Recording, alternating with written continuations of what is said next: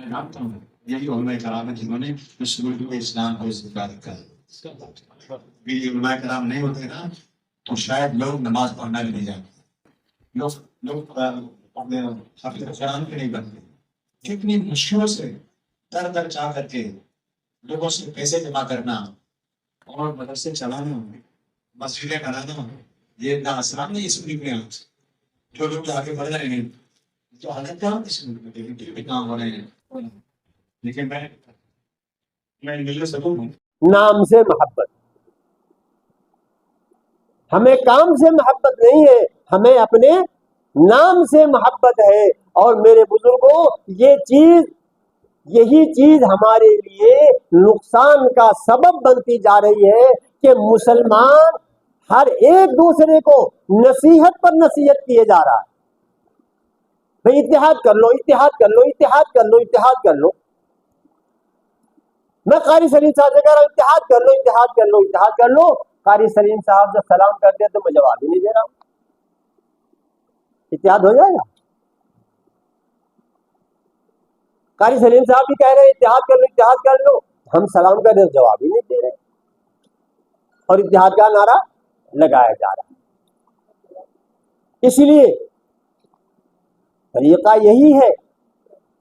देखिए, ऐसा है कि इस मुल्क में अमन चैन रहे, सब लोग मिलजुल कर रहे हैं, फिरका परस्ती ख़त्म हो, हिंदू मुस्लिम सिख ईसाई पारसी सब अपने अपने मज़हब पर चलते हुए एक दूसरे का ख्याल करें। यही सब बातें यहाँ होती हैं।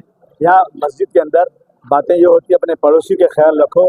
पड़ोसी चाहे किसी धर्म का भी हो, वो रसूलुल्लाह के पैगाम के मुताबिक उसकी इज्जत करो। यही सब चीज़ें यहाँ होती हैं, यही हुआ आज यहाँ पे। तो कहूँगा कि इस देश के जो राष्ट्रपति हैं और इस देश के जो सुप्रीम कोर्ट के जो जज हैं, उनको इस बात का ख्याल करते हुए ऐसे लोग जो ऐसे ओहदों पर बैठे हैं, जिन्होंने इस मुल्क के कॉन्स्टिट्यूशन की कसम खाई हुई है, ऐसे लोगों के खिलाफ सो मोटो केस होना चाहिए, जो इस मुल्क को हिंदू राष्ट्र कहते हैं। ये मुल्क हिंदू राष्ट्र नहीं है, ये मुल्क सेकुलर है। और हिंदू राष्ट्र कहने वाले लोग अगर आज मंत्री बने बैठे हैं और चीफ मिनिस्टर की कुर्सियों पर बैठे हैं, तो अगर आज कोई इस देश में सुन नहीं रहा है, तो कम से कम कोर्ट को इसका ख्याल करते हुए उनके ऊपर केस फाइल करना चाहिए और ऐसी कुर्सी से उनको धक्के मार के निकाल देना चाहिए। लोग सिर्फ और सिर्फ यहाँ की मेजॉरिटी को खुश करना चाहते हैं कि हम देखो मुसलमानों को यहाँ पर तंग कर रहे हैं, मुसलमानों की ज़मीन तंग कर रहे हैं। हर जगह मुसलमानों को जितना दबाएंगे, जितना उनके खिलाफ कुछ करेंगे, तो मेजॉरिटी को खुश करके ये लोग सत्ता में आना चाहते हैं।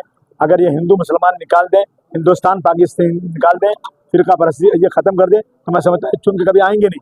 हमारे कंधों पर, मुसलमानों के कंधों पर बैठकर बिना कुछ किए हुए देश को बर्बाद करते हुए ये लोग सत्ता में बैठे हुए हैं। मेजॉरिटी को ख्याल करना चाहिए। ये मुल्क जो बहुत ही अच्छा मुल्क है, जो हर जात मज़हब के लोग यहाँ रहते हैं, ये बीजेपी के लोग, आरएसएस के लोग इस मुल्क को बर्बाद कर देंगे अगर सारे लोग उठ खड़े नहीं हुए तो। उनको ऐसा है कि ये जो राशन देते हैं उनके बाप का पैसा नहीं है।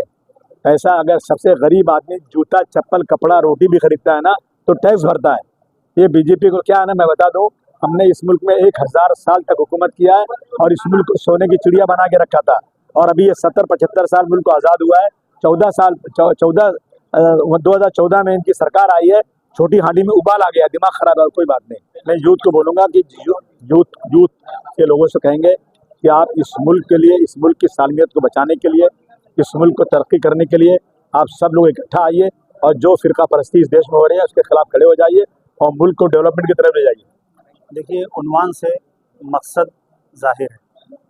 उन्वान ये है कि उम्मत मुस्लिमा का उरूज व ज़वाल, यानी जो कौम कभी बुलंदी की इंतहा पर थी वो आज पस्ती की इंतहा पर है। आखिर क्यों? उसके क्या असबाब हैं? उसका हल क्या है? इसका तदारुक कैसे हो? इस मसले का हल कैसे निकाला जाए? इसी उन्वान पर गौर व फिक्र के लिए उलमाए किराम यहाँ इकट्ठा हुए थे और उनके बयानात भी हुए। कायदे मिल्लत अबू आसिम आज़मी साहब भी तशरीफ़ लाए थे। सब ने अपने अपने बयानात और अपनी अपनी राय का इजहार किया। जो लोग आए थे सब इसी नुक्ते नज़र के तहत आए थे कि जिस उम्मत को इतना अरूज हासिल था वो इतनी पस्ती का शिकार क्यों हो गई? आखिर उसके असबाब क्या है? किसी ने तालीम को बुनियाद बताया, किसी ने जो है सियासत को बुनियाद बताया कि अगर मुसलमान जो है 5 वक्ता नमाजी बन जाएँ, लेकिन अगर सियासी शऊर उनमें न हुआ तो वो उरूज को नहीं पहुँच सकते, उनमें उरूज पैदा नहीं हो सकता है, वगैरह वगैरह।